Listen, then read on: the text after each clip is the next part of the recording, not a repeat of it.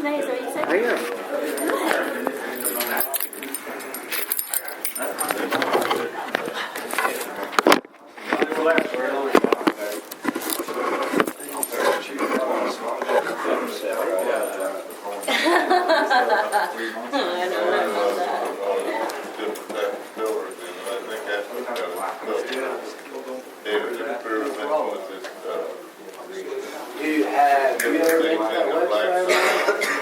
No, I don't know what it is.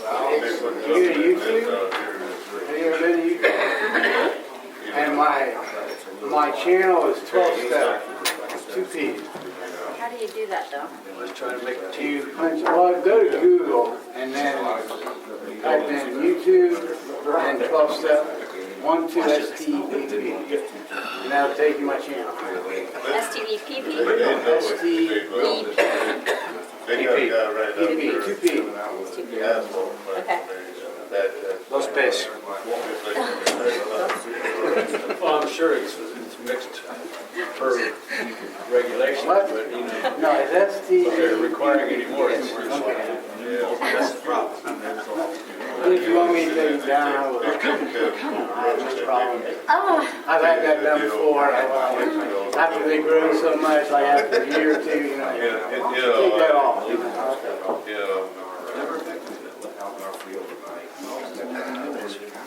I don't know. It's an almighty dollar. It helps a lot of people. Outside meeting. oh, yeah. I know. It was pretty cold last night, so. Did you go? Yeah. Oh, I wanted to. There was the only woman there was Karen from Allen. She used to. Yeah. Karen, she's an Allen. Her husband's Brad. Yeah.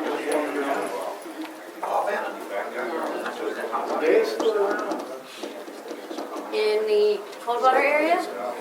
That's the only game I know. I remember her. I was gonna say the only gay I know is I met her in Coldwater. Okay, She yeah. was like in Salina, Montezuma, somewhere over there. Yeah. She just gave her lead. Oh, Gary knows her. Stay in Lima? Last month, I think. And I couldn't go. I wanted to hear it.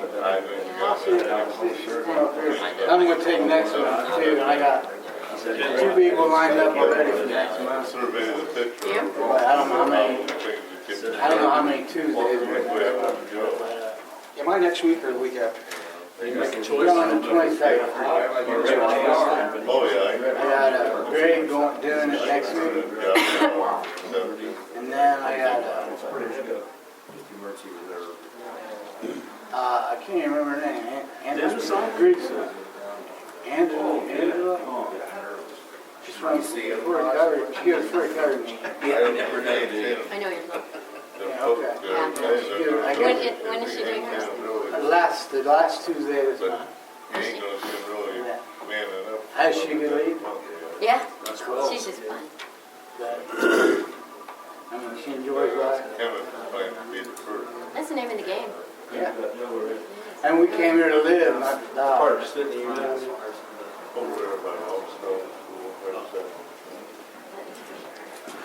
I like that over. Hey, David. Your name slipped my mind when we were at the grocery store. I apologize. But that's the way. You want me to? No. I hear you at every meeting. I know. I mean, I had to come with something new. I need a new routine. What? I didn't think anybody would be here because it's in the city. Oh, that's tonight, isn't it?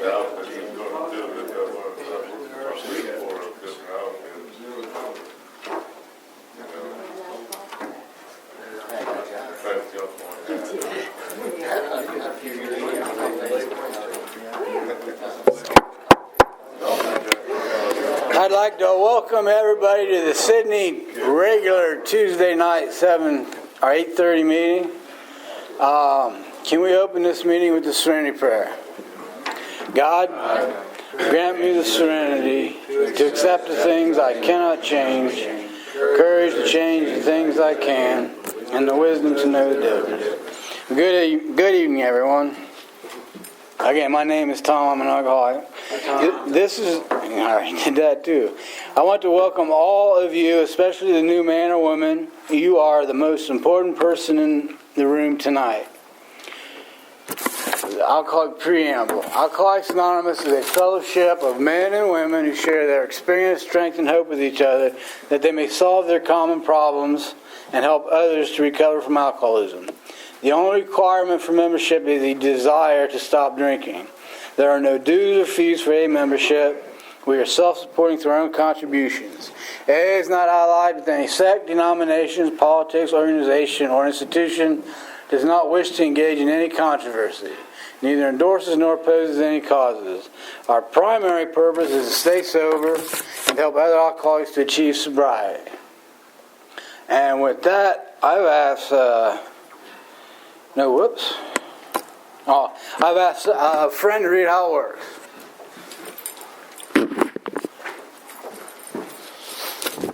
My name is Tyler, and I'm an alcoholic. Hey, Tyler. Rarely have we seen a person fail who has thoroughly followed our path. Those who do not recover are people who cannot or will not completely give themselves to this simple program. Usually men and women who are constitutionally incapable of being honest with themselves. They are such unfortunates. They are not at fault. They seem to have been born that way. They are naturally incapable of grasping and developing a manner of living which demands rigorous honesty. Their chances are less than average. There are those, too, who suffer from grave emotional and mental disorders, but many of them do recover if they have the capacity to be honest. Our stories disclose in a general way what it used to be like, what happened, and what we are like now. If you have decided you want what we have and are willing to go to any length to get it, then you are ready to take certain steps. As some of these we balked. We thought we could find an easier, softer way, but we could not. With all earnestness at our command, we beg of you to be fearless and thorough from the very start. Some of us have tried to hold on to our old ideas, and the result was nil until we let go absolutely. Remember, we deal with alcohol, cunning, baffling, and powerful. Without help, it is too much for us. But there is one who has all power. That one is God. May you find him now. Half measures have availed us nothing. We stood at the turning point. We asked his protection and care with complete abandon. Here are the steps we took, which are suggested as a program of recovery. 1, we admitted we were powerless over alcohol, that our lives had become unmanageable.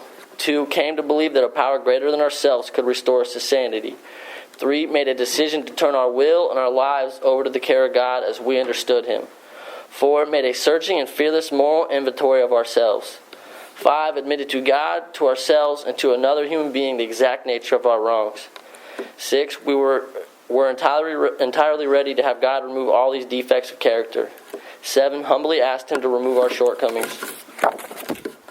8, made a list of all persons we had harmed and became willing to make amends to them all. 9, made direct amends to such people wherever possible, except when to do so would injure them or others. 10, continued to take personal inventory, and when we were wrong, properly admitted it. 11, sought through prayer and meditation to improve our conscious contact with God as we understood him, praying only for his knowledge of his will for us and the power to carry that out. 12, having had a spiritual awakening as a result of these steps, we tried to carry this message to the alcoholic and to practice these principles in all our affairs. Many of us exclaimed, "What an order! I can't go through with it." Do not be discouraged. No one among us has been able to maintain anything like perfect adherence to these principles. We are not saints. The point is that we are willing to grow along spiritual lines. The principles we have set down are guidelines to progress. We claim spiritual progress rather than spiritual perfection. Our description of the alcoholic, the chapter to the agnostic, and our personal adventures before and after make clear 3 pertinent ideas. A, that we were alcoholic and could not manage our own lives. B, that probably no human power could have relieved our alcoholism. And C, that God could and would if he were sought. And I've asked Gary to read the traditions.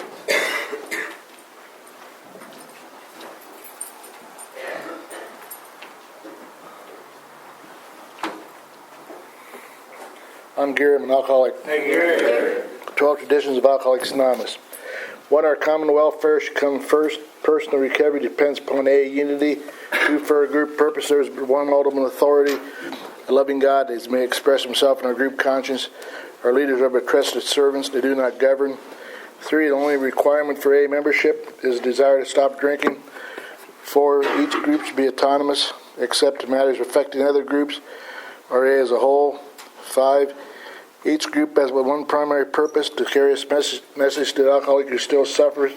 6, an A group ought never endorse, finance, or lend aid named any related facility or outside enterprise. Less problems with money, property, and prestige divert us from our primary purpose. 7, every A group ought to be fully self-supporting, decline outside contributions. 8, Alcoholics Anonymous should remain forever non-professional, but our service centers may employ special workers. 9, A as such ought never be organized, but we may create service boards or committees directly responsible to those they serve. 10, Alcoholics Anonymous has no opinion on outside issues, hence the A name ought never be drawn into public controversy. 11, our public relation policy is based on attraction rather than promotion. We need to always maintain personal anonymity at the level of press, radio, and films. And 12, anonymity is a spiritual foundation of all our traditions, ever reminding us to place principles before personalities. Thank you, Gary. And I've asked Eric to read the promises. At this time, there was a bat that came through here last week. Hopefully I bring it back. At least I don't think I did. Nope. My name is Eric. I am an alcoholic addict. These are the promises. If we are painstaking about this phase of our development, we will be amazed before we are halfway through. We are going to know a new freedom and a new happiness. We will not regret the past nor wish to shut the door on it. We will comprehend the word serenity, and we will know peace.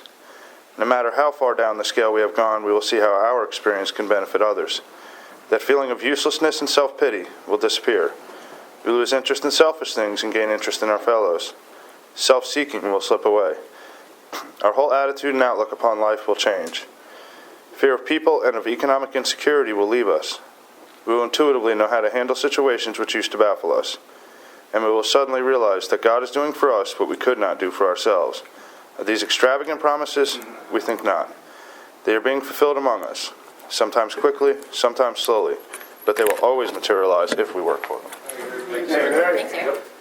And I've asked a friend to read out of 24-hour day book.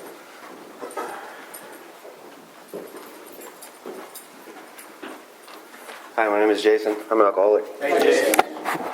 April 8th, thought for the day.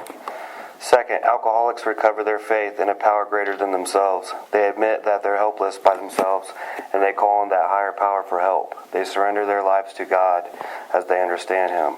They put their drink problems in God's hands and leave it there. They recover their faith in a higher power and can help them. Have I recovered my faith? Did I read the meditation too? Meditation for the day. You must make a stand for God. Believers in God are considered by some as particular people. You must even be willing to be deemed a fool for the sake of your faith. You must be ready to stand aside and let the fashions and customs of the world go by. When God's purposes are thereby forwarded, be known by the marks that distinguish a believer in God. These are honesty, purity, unselfishness, love, gratuity, and humility. Prayer for the day. I pray that I may be ready to profess my belief in God before others. I pray that I may not be turned aside by the skepticism and cynicism of unbelievers. Thanks, sir. And the announcements we got is a Journey of Love, Spirituality, Saturday, May 10th, 2014, at the Christian Congregation Church, 11015 North 300 East Bethel Pike, Alexandria, Indiana. The speaker lineup is Bruce C., Julia B., Gary B., Sister Pat U., all from Indiana. Tickets $15 in advance. Dinner included, homemade chicken and noodles. It's going to be great. Information's up here, and there's a few flyers. If you take them to your home group meetings, that would be great. Or there's 4 of them anyway. It's time to move outside. When? April 6th. That was a couple days ago. 8:30 8:30 a.m. At the Hollow Park between Cracker Barrel and Speedway in Piccola. The Sunday morning breakfast group. Should be nice. You want to do it, Jeff? All right. I'm Jim. I'm an alcoholic. Hey, Jim. This group, we celebrate sobriety. And to do that, we hand out tokens representing different lengths of sobriety. The most important one is the very first one that people get. Is there anybody here for their first meeting, first time back after some experimentation, or just don't have a 24-hour-a-day token? Okay. Anybody have 30 days?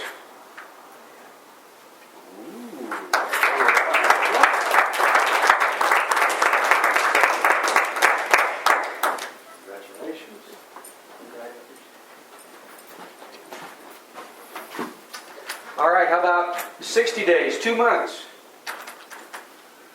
90 days,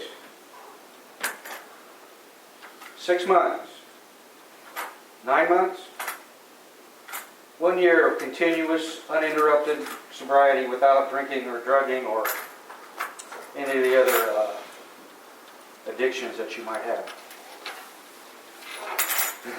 All right, anybody celebrating an anniversary tonight? Hey, Doug. Doug. How many? How many, Doug? 9? Hey, let's give Doug a big hand, man. I know I got a 9 in here for you, Why man. you weren't up here giving me congratulations. That's only 8. There you go, my friend. Tell us how you did it. 7,287 days, all in a row. Cool. Or not 3,285 days. Sorry.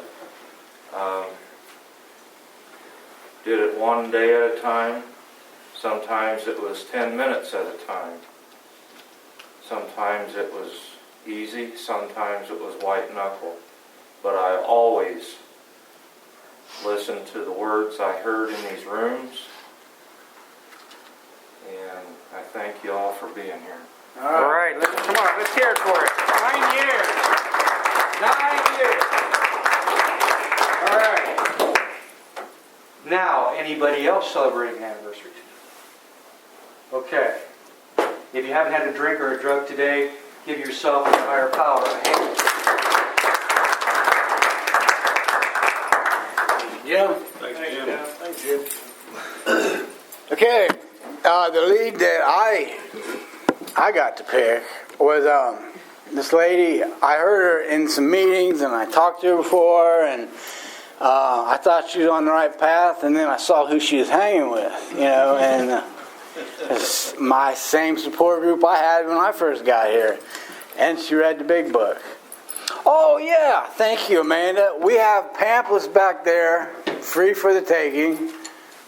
Big books are at cost. See Amanda if you want, to pay for them.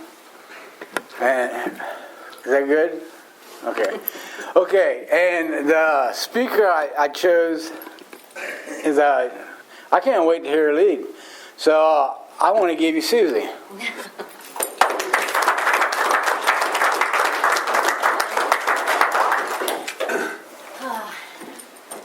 Thank you. Thanks for asking me. Congratulations, token receivers tonight, especially you, Doug. You've been a great inspiration to me in my sobriety, too. And pardon me if I go fast or if I jumble. I just came from Zumba class, and it was rush to get here, and I'm nervous all at the same time. So I'll leave my notes up here so that I can reflect on those. I'm Susie, and I'm an alcoholic. Hey, Susie. And I am proud to say that. I'm proud to know my disease. I'm proud to know that I was able to be strong enough to admit it, and now to be empowered enough to live it. So that's my first thing. God is my higher power, and I will reference him a lot because I believe he's a he, but I'll reference him a lot in my lead because he really is first and foremost in my life, other than me. And the third thing is, I love me. Finally, I love me. I accept me. And I hope that you can hear in my lead how I came about doing that. Some of the past is I'm Mexican American, and my mom's family is Mexican. And so if you know any Mexicans, you know that we are caregivers, we are codependent, we are enablers, we want everyone else to be happy, especially the women in the family. And my father's family is American. And so it was, that balance, but then it was a clash at the same time. I was always loved. I still am. My parents are first and foremost in my support and everything that I do. And it created a really crazy blend in me. I'm the oldest of 3 children, but I'm also the oldest of all the grandchildren, and I have 56 cousins. So that kind of tells you just the scope of what it's like to be the oldest of it. But I was a good kid. I listened to my parents. I didn't want to disappoint, and I didn't like beer, even though it was around all the time at family functions and, both sides of the families and things like that. My father's side of the family chose to hide it. And my mom's side, well, waha, it's a fiesta, it was always fun. Coolers all the time. So I didn't think anything of it, but I really never dabbled in it. And I always wanted to be the perfect kid. That was where I wish that somebody would have said, Susie, you don't have to be, because then maybe I would have been able to construct my life a little differently. But my parents waited until I graduated from Salina. Salina is my hometown. I graduated from there, and they waited to move to Florida until that graduation. I stayed here. I was in love, la, la, la. And 2 years later, I decided to move to Florida. I wasn't really drinking. I wasn't being a bad kid or anything like that, but I moved to Florida. And my mom, wanting me to fit in and find friends and all of that, I was working and things, but I wasn't finding friends. My mom took me out. We went out to bars. She introduced me to people. She introduced me to her friends who had, kids my age, things like that. Love, that was so nice. And at the same time, it was enabling. And she and I have talked in great length about this, and I have made my amends to her for doing that to me, because it pretty much started me on my road of also doing that. And I've been married twice. My first marriage lasted for 14 years. I was 24. So I didn't want to quit drinking. The basis of our relationship was alcohol related. We were partying. We had friends who partied. Some of our greatest, times were spending an afternoon out at the beach and, just, living life all day long, forgetting about responsibilities and things like that. We didn't have kids, or anything. And that was when alcohol became my liquid courage. Because my first ex-husband was really, really good looking. And I was, always amazed. I couldn't believe that he chose me. And, and it was just always, I was very insecure. And that liquid courage made me feel like I was, 6 foot tall and built and, bubbly. And I was able to be open. And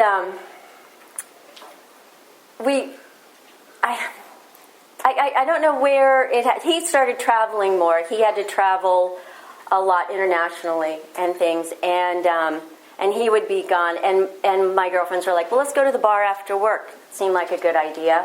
I didn't have anything else to do. And that was when I wanted beers more, because beers were my drink of choice.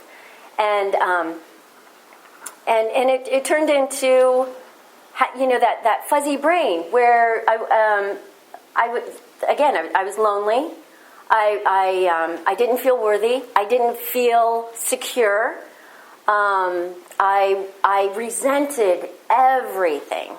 And I've always been an optimist, so I always had a smile on my face. And I was talking to my girlfriend the other night. She's known me all these 25 years.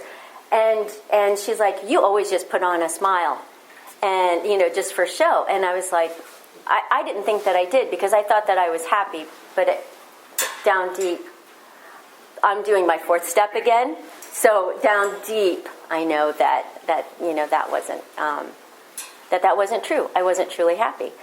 So anyway, we tried to work it out, and in that 14th year, we decided to end it in a divorce amicably. Met another man, someone that I knew when I lived in Ohio, and we communicated by internet and saw each other, and I moved to Ohio to be with him, and I married him. And my gut was saying, nah, this isn't the right thing to do. But, that heart thing and that mind gets in the way. And even though my gut was telling me that I shouldn't and I should wait, I didn't. And we divorced last year. And I turned to alcohol to, again, give me liquid courage, because I was in a place where I didn't know anyone in Sydney. There were stepchildren. I don't have kids of my own. I didn't know how to be that, and there were expectations, that I should. That he had an ex-wife, and she was in the play all the time, and I started again resenting and things like that, and I just wanted to be numb, and so I drank, and I didn't make good decisions, and I was desperately lonely, and I wanted to move back to Florida. Every excuse, if it was a sunny day, Florida was better. I just kept saying I needed to go to Florida, I needed to go back, and it really tore our relationship apart. My second husband and I, truly, alcohol was a huge factor, even more so than the first one, because I didn't learn from the mistakes that I made in my first marriage to roll into the second one. And I just compounded. And we were happy. People thought we were so happy that we were getting, that everything was really great. And down deep, it wasn't. And the only time that I thought I could be honest and try and make a point was when I had a 12-pack in me. And I'm little, and I could drink a lot of beer. It was insane, the amounts that I think about. And Darren chaired our meeting last month, and we were talking about our last drunk. And I can't remember. Did I tell you my sobriety date? It's February 27th of 2012. I'm happy, joyous, and free. Let me tell you, page 133 in the big book. But Darren, made that comment, and I just sat there and I was listening to everyone else. They were able to talk about theirs, and I couldn't remember mine. I knew I was drunk off my ass. I know it's being taped. I drove all day. I meant to go and see my aunt who was dying of pancreatic cancer. She was my excuse to get away from home. So I bought, 6 tall boys. I only know the details because of my journal. Journaling is key. It's very, very helpful if you're first new in sobriety. And I couldn't remember it. So that night I went home and I went back to my journal, and pain. I couldn't believe the Susie that I was reading in those pages, because that's not me today. It isn't me at all. And to recount those, knowing that I would be coming up and giving my lead, I had nightmares. I had some nightmares all last week, trying to prepare, for this. And what it is that I drank all day. I called a woman in AA that day. She gave me some Bible verses to read and things like that. And I am an impatient alcoholic, first and foremost. It's one of my character defects. And I wanted resolution that day. I'm sitting in Kohl's parking lot on the phone, bawling my eyes out. Nobody's coming up to talk or make sure I'm okay. And this blessed soul on the other line is just saying, Susie, just pray about it. I didn't know how to pray. I was so fuzzy and pickled There was no way to even be able to say, God, help me. You know, that prayer that everyone begs for. So I never made it to my aunt's house in Salina. Okay? I just drove. I'd stop at a rest area, sleep, drive some more, drink some more, rest area, sleep, got to Kohl's, da-da-da. Finally, I got home in the afternoon. My husband said, I can't take this anymore. I am taking you to St. Rita's. I love him for that. And he knows that. That was the best thing that he could have done February 26th of 2012. It took me to rehab, had my labs drawn. My blood alcohol was over 2. And he said, you know, pack a bag. So I just thought I was going to be there overnight. I still had beers in my car. He drank them on the way home. And then that was his way of coping with it. Because he couldn't understand what I was going through. I didn't know what I was going through. And that was the best thing for me. I was able, I don't understand how or why, but God gave me an open mind and an open heart, and my eyes were wide open when I was reading my big book. And steps 1, 2, and 3 came to me in the 3 days that I stayed at St. Rita's.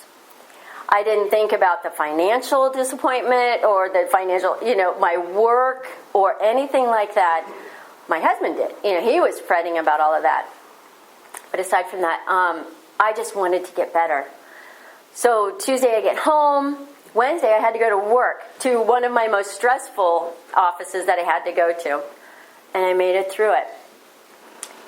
I received a 24-hour token, and Red, who is an old-timer at my home group in New Bremen, it's a grapevine meeting, and I'm usually the only woman, which is kind of cool because the guys will just, shoot the shit, and, and they have some really great experience, strength, and they offer me some hope. And Red gave me my 24-hour token, and he said, little one, he said, when you want, this is, 24 hours, he's like, when you want a drink, and that obsession is so bad, if you put this in your mouth and it dissolves, you can have one. Easy enough. I have bite marks on my 24-hour token. No kidding. Because that first 30 days, that first day was so difficult that I didn't know what I was going to do. Doug, you mentioned white knuckling it. Oh my gosh, I had to drive to Fort Laramie to my office.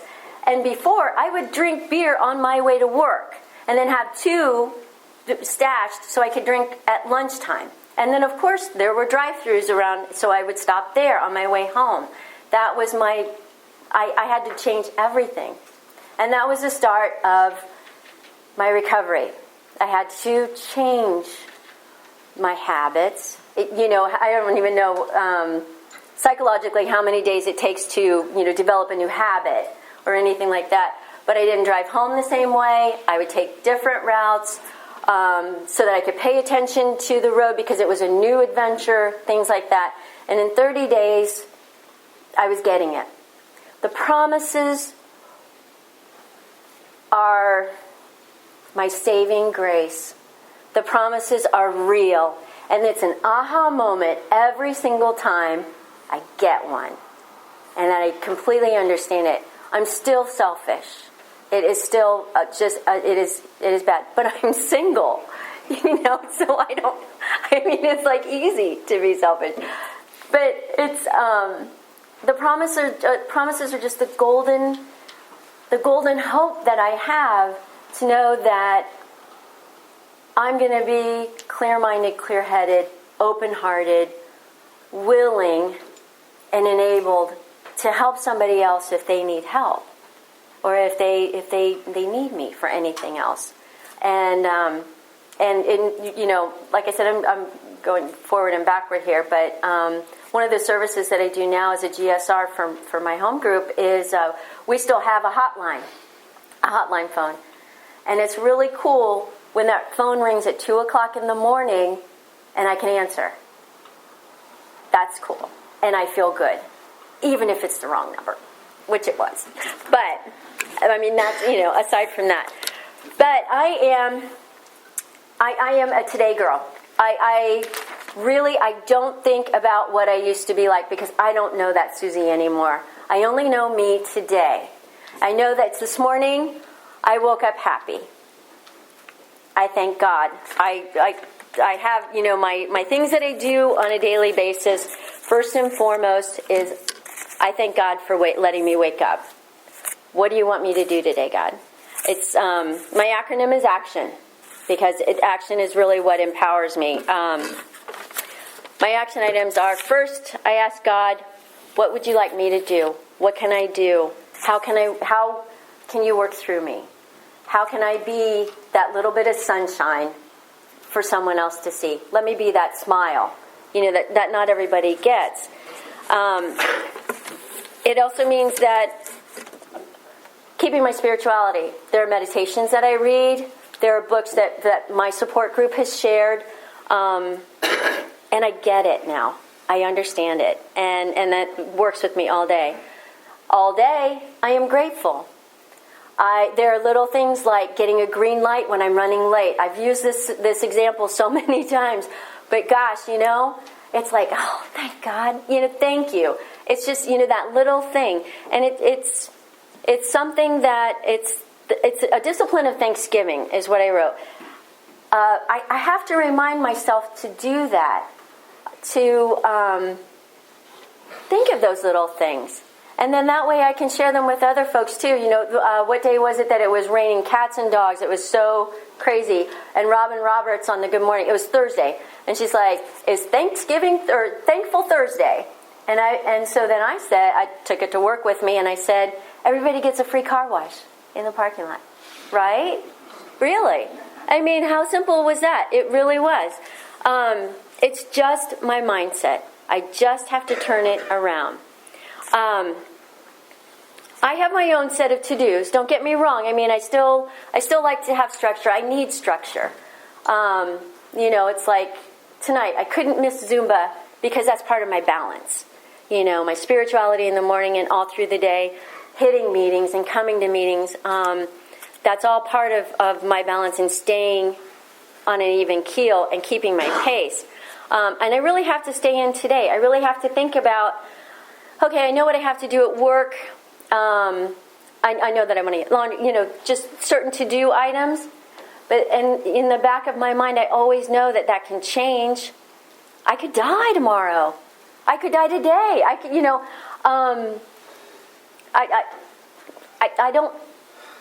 I live in today because I hate making amends. I really, it's just like I'm able to go to sleep at night, and before my to-do list for tomorrow was what I worked on. Now I just thank God and pray and say my prayers, and I thank Him for another day. Thank Him for the roof over my head, clean, just my own apartment, things like that. And it drives people crazy in my life because they want me to make, especially my mother. She's right now. When are you going to come home and come for a visit? We'd like for you to come at Easter. This was last month. I couldn't plan Easter. Heck, it was 2 months away. My life right now just doesn't work that way. And now I'm not going to, but it doesn't mean that I don't think about it, take it into account. And when an idea does come to me, if I still have that same thought and that same idea in 3 days, then I know that that's the choice I need to make. That's the idea that I can go with and be strong with. And that's my gut, my sixth sense. It's that eye-opening today thing. Also part of my action is zero negatives. I never tell anyone, don't forget to take that trash out. I'm like, hey, remember. It's little things like that. When I'm texting, I try really, really hard not to say don't, won't, couldn't, because I always can. So if I can, I know they can too. And it's really cool because it allows me to think outside of the box and put it in a different perspective. And then the person receiving that gets that perspective too. And I don't know, it's uplifting. So I really, really take those negatives out. One negative that I had, it's very humiliating to leave a nice home, family, and everything with nothing and going to an apartment. I have 450 square feet, that's all mine. I have a bed that Red and his wife gave me. I have a couch that Melissa and Chris gave me. And I have a TV that is mine. And and it's like, and it's cool. And when I go to sleep at night or when I sit on my couch to eat my dinner, I remember that, and I am so grateful. And that's what this program has done. It's given me true friends who want to help and share, because you know why? It's happy endorphins, and it feels great. And it makes me feel great. And for a minute, I'm not thinking about myself, I'm helping someone else. I digressed a little bit. But anyway, the sticky situation that I had was when I first moved to the apartment, it doesn't have a laundry. I mean, it does, but you have to share. It's 3 stories. There are a lot of people, blah, blah, blah.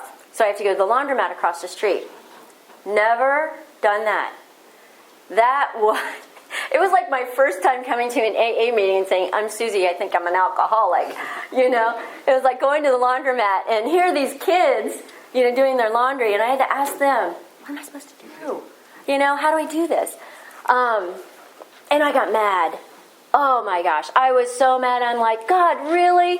I'm washing my sheets with, laundry that, and just other people are using it. I felt dirty and gross but when I got there a little bit longer, I knew that they were cleaning their clothes the same way I was. And you know what? That time at the laundromat that I resented, I carried my big book in my purse. It was glorious, and it still is glorious time for me to do reading. And it really does. I get to call people. I get to catch up on magazines and things like that too. And I get to meet people. And I've met some characters too, and they're really nice. And I never feel scared or nervous when I'm there. So I know I'm doing the right thing. The other thing about 0 negatives in my life, I don't compare. I don't compare myself to anyone anymore, because I'm Suze. I am the only one. When I was going through the divorce, and there were a lot of comparisons going on by folks in my life, and oh gosh, I don't even know a good example right now, but yes, I do. When we had our bad weather, when spring had sprung, okay, and then we had snow. What was it? 2 Saturdays ago. I was pissed. I was so mad. I was in Chihuahua mode. I was ready to leave. I was so mad. And I have this little kid shovel, because we don't have a shovel at the apartment complex, so I shovel because I don't like walking through the snow and getting my work clothes wet. So I'm assuming that my the other residents don't either. So I was shoveling, and I'm like, God, this is the last time, I swear, and I was just like so upset. And I started comparing, because you know what? It was 70 and cloud-free at home in Florida. And I kept comparing it. It was making me nuts. It really was. And I was being dishonest with myself. I knew I didn't want to be in Ohio right then, but I realized that I'm right here where I am today. I have to make the best of it. So I did. The other story is the big snow, the first snow that we had, where we had just bunches and bunches of inches. And I woke up early that morning. I knew the snow was coming. And I parked where I thought would be a good spot, and I couldn't get into my car. So here it was, 7:30 in the morning, and I don't usually leave for work until 10 till 8, and I couldn't get it started. My auto start wouldn't work, and there was just a bunch of snow on it, and texted my boss, and I said, I'm probably going to be an hour late. And he was like, fine with that. And I'm like, what do I do? I didn't know what to do. So I'm trying to go online. How do you de-ice your windows? How do you da-da-da? I have a hatchback. It came to me. My hatchback was unlocked. I'm little. I squeezed in, turned the car on, it defrosted. You know, I mean, but if I had been cloudy, hungover, I would have had that negative spirit in me, and I would have been like, poor me, I can't do this, I don't have a husband, nobody's going to take care of me, what am I going to do? I'm going to be late for work, piss on it, I'm not going in. That would have been the old Susie. But I did it, and you know how empowering it is to get into your car and you know, rock into work, and it's like, hey, I did this all by myself, and 2 ladies from work who have husbands didn't, and I was like, I was able to do it. So I felt pretty good, you know. It's just little things like that I'm seeing in my sobriety that keep me going. It really is. I mean, I love that. Those again are like my little aha moments.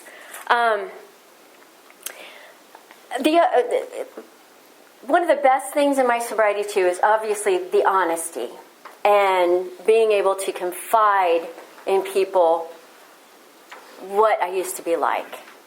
And that weight was huge, and it felt so good to have it lifted.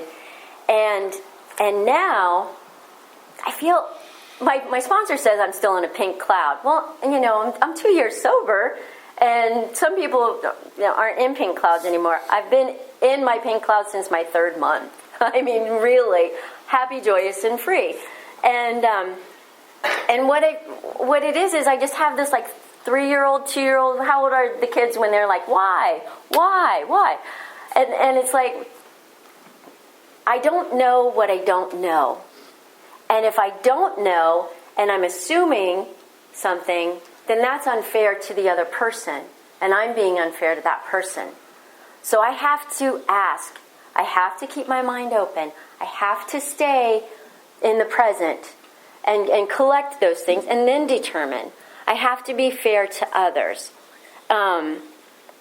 Because before, I would just hole up, drink, and then just this would go, my mind would be going, and I would determine that someone was doing something negative because I had negative thoughts in me.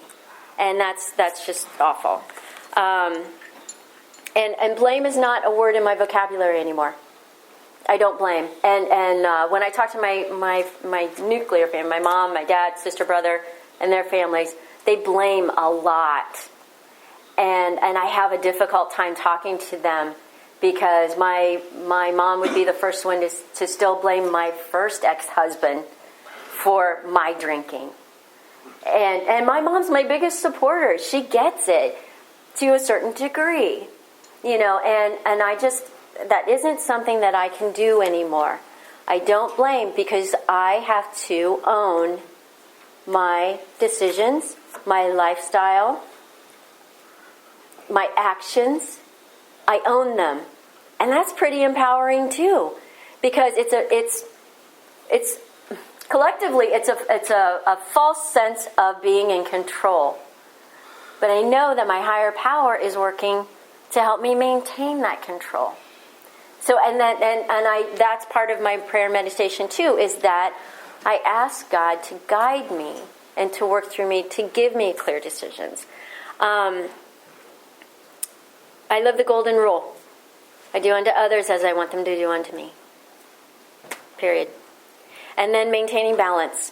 And it's true, spirituality. And obviously not every day is balance.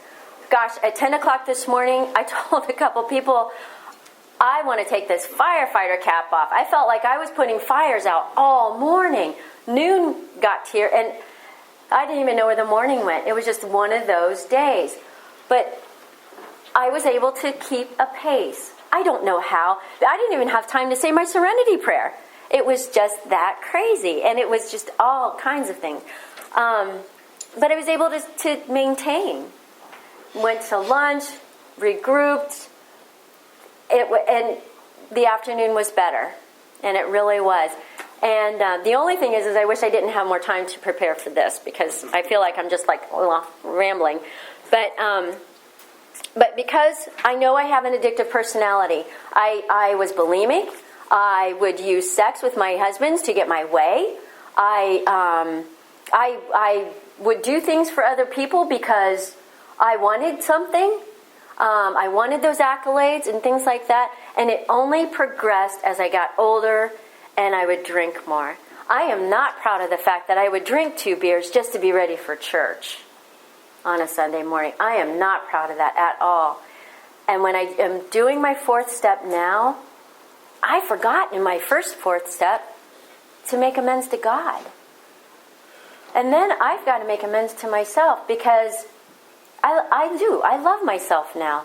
I know that I was a shitty human being before. And I am my worst critic, and I'm probably the most tough on myself. But that only puts the fire on my feet to do more now in the right way. I mean, I can't stress that enough. Last night, after the meeting, I went home and I have a life change coming up in July. And not everybody in my circle of friends that are very, very close to me are dealing with it very well. And so the reactions are different. And so I am alone a lot. My friends, are doing other things.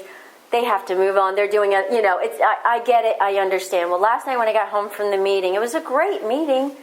And I sat on my couch and I wanted to have a pity party. And I would, yeah. And, I tried to call my mom. I tried to call my friend Matt. I tried to call my aunt. Nobody was answering the phone. And I was like, nobody wants to talk to me. What? I felt like a leper. I wrote that in my journal. I feel like a leper. And, after a good ball, it was 10 o'clock. And I don't know what came over me. But something said, Suze, what are you doing to reach out to them? Here I was back in my selfish mode thinking everybody had to come to me and me. And I realized that I wasn't. So I put it to action. So today I made plans with one of my friends that I hadn't seen, and I've got these other plans going, and it's all about action. I still have my pity parties. I do. I just don't manufacture misery more than a day. I really don't.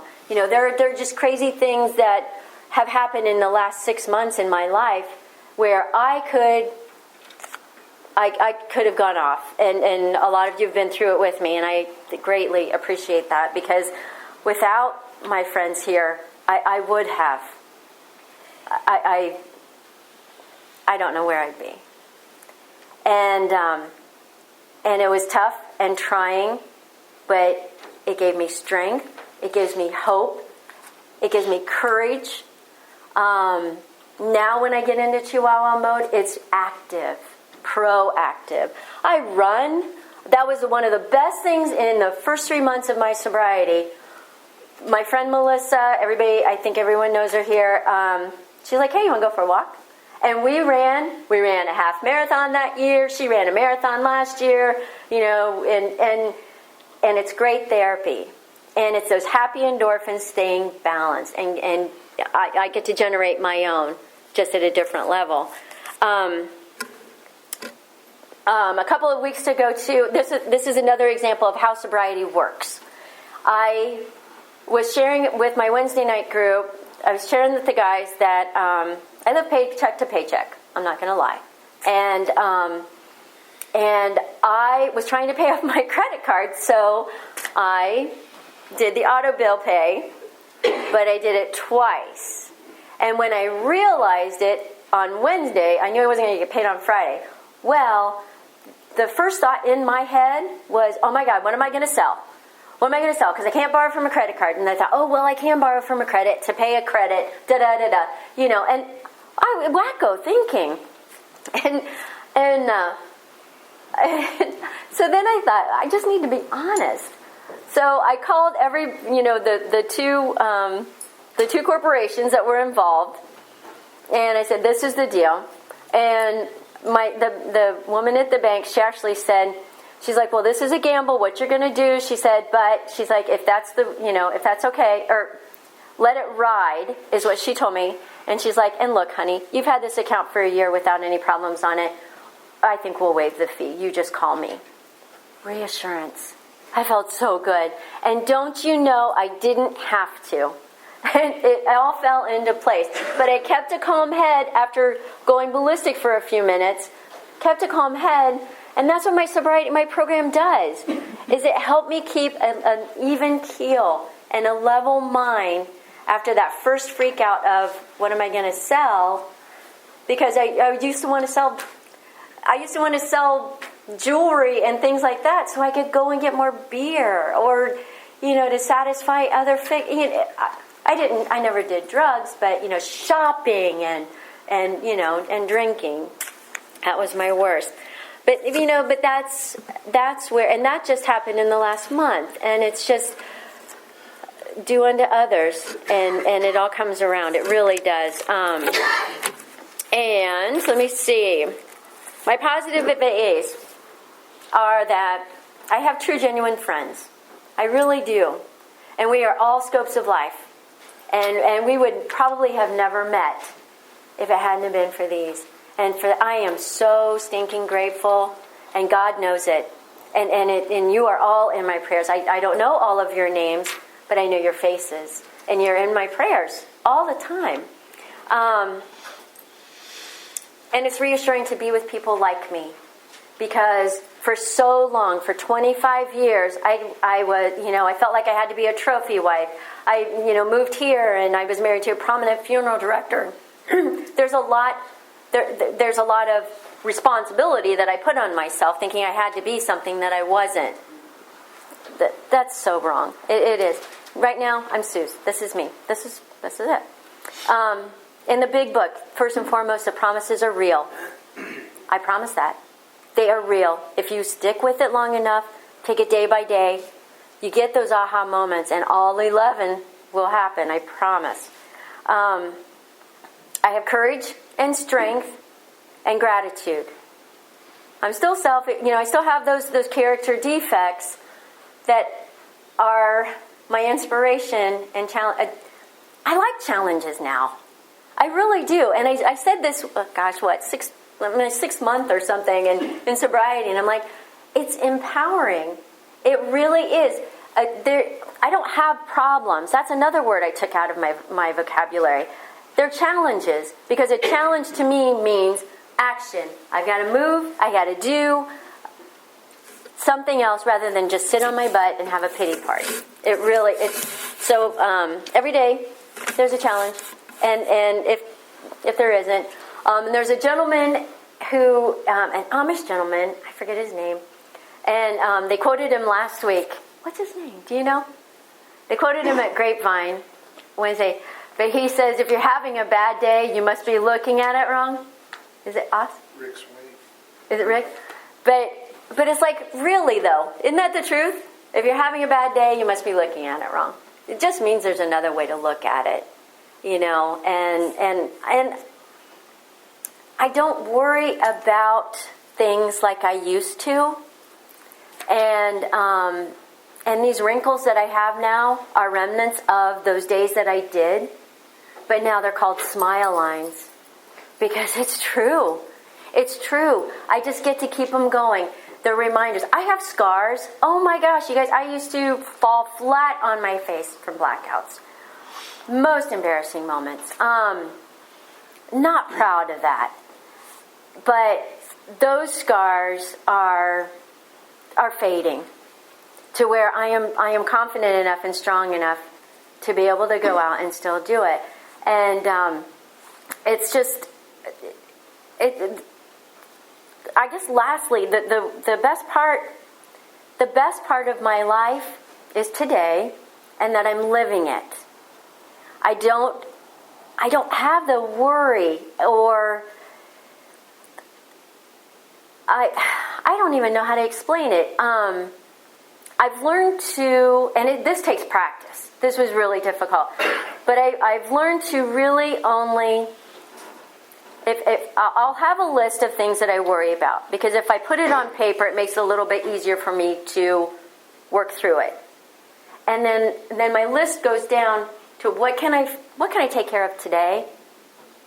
And if I can't take care of it today, it doesn't need to be up here renting space. Because I've got other things. There are daffodils that are blooming today. I couldn't believe it. I went to Toowoomba Park Sunday and ran for an hour and a half. It was great. There are just, there are things every day that are good, that can make me feel good. Even if there is 6 inches of snow on the ground, the sun still comes out every once in a while. There's still some good things with it. And it's not vapor. I don't, when I say I'm sorry, before I would say I'm sorry, and it would just be to get my way, to smooth things over, and, or I love you, that would just be to smooth things over. And now it's, I'm sorry for this. I love you because I will take, it's like I qualify my statements now, and it's not vapor, and it's not bullshit. It isn't. I am happy. I really am. And I have my program and AA to be most thankful for. And it's those little bright sunshines that come into my life that give me inspiration and hope to know that other people are getting it too. Definitely. And I'll be anybody's cheerleader. If you need anything, let me know. You know. It's just that easy. It really is. So I'll stop rambling. I'll pass. Thank you very much.